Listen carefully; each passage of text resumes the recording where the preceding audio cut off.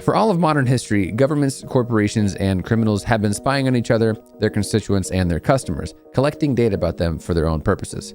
For this review, we're going to focus on government and corporate surveillance. These institutions do so for a variety of reasons. Governments spy on each other to keep tabs on what each other are up to and to gain an advantage in war, trade, and policy. They spy on their own people to help prosecute crime and terrorism, and hopefully even use their massive amounts of data to help prevent it. Corporations collect troves of data to predict their spending habits, recommend new products, or sometimes sell to third parties. Do the governments and corporations go too far? Who decides where the line between safety, convenience, and privacy lives? This is exactly the topic of New York Times bestselling author Bruce Schneier's book, Data and Goliath. Corporations have been keeping tabs on their customers from the very beginning. Even before the internet, companies were quietly gathering data about their customers and using it to better their experience with their product, or to better understand how they could use that information to sell them something else. This is precisely the kind of behavior that the European Union's GDPR and California's Consumer Privacy Act aim to curb, and are perfect examples of how this book could be updated. These acts are very similar in that not only do they require explicit consent from the consumer before storing their data, they also give consumers much more transparency into how their data is being used, as well as the ability to have the companies delete their data upon request. If companies do not comply with these requests, they can face very large fines. Schneier believes that companies should be held to a much higher standard, and so do I. He argues that unless consumers have much more control over how their data is stored and analyzed, companies will end up using it to manipulate us and slowly chip away at our ability to make decisions for ourselves. While I do believe companies should be transparent about how they use our data, I also believe it's their right to use it however they want until we ask them to delete it. After all, we do agree to let them gather and analyze our data when we sign up for the services, and if we don't agree with the particular company's data policies, then we should go somewhere else.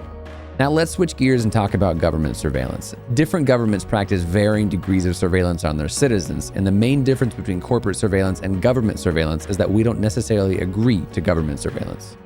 Shortly after 9/11, lawmakers passed the Patriot Act, which, under the stipulation that they would never spy on Americans in the US, dramatically improved the government's ability to spy on suspected terrorists, or so they say. In 2013, government contractor Edward Snowden leaked thousands of documents online, which proved that not only are they ignoring these stipulations by spying on individual Americans unlawfully, but they are spying on them en masse all the time and are capturing data that has nothing to do with active investigations. The NSA specifically targets the communications of everyone. It ingests them by default. It collects them in its system, and it filters them, and it analyzes them, and it measures them, and it stores them for periods of time, simply because that's the easiest, most efficient, and most valuable way to achieve these ends. Unsurprisingly, Schneier's opinion on government surveillance is that it's a severe threat to our privacy and even our democracy. He argues that without increased accountability and transparency, our rights will constantly be infringed upon. He even argues that certain individuals can be targeted for surveillance because of things like sexual orientation, religion, or political status. He believes that ultimately there should be no amount of mass surveillance at all, only targeted surveillance. He goes on to state that any time a terrorist attack has been prevented, it's always been as a result of targeted surveillance and traditional investigation techniques. While I do believe we hear more about the failures than the successes of mass surveillance, I think there are plenty of cases where law enforcement was able to deter crime and terrorism as a result.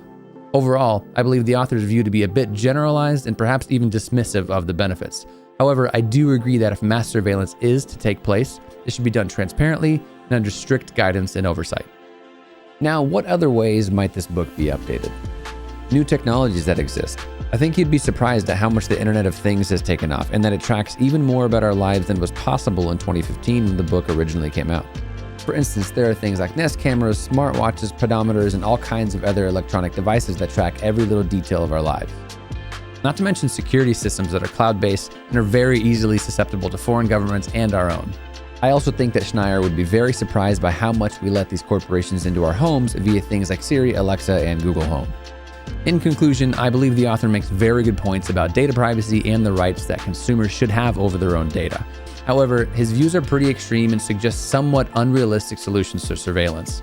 I believe there to be a middle ground where we still have privacy and rights over our data, but still benefit from things like targeted ads, product suggestions, and an elevated level of safety as a result of all this corporate data mining and government surveillance. After all, we do live in a world of unprecedented connection, and these massive amounts of data can continue to lead us into an era of historic innovation.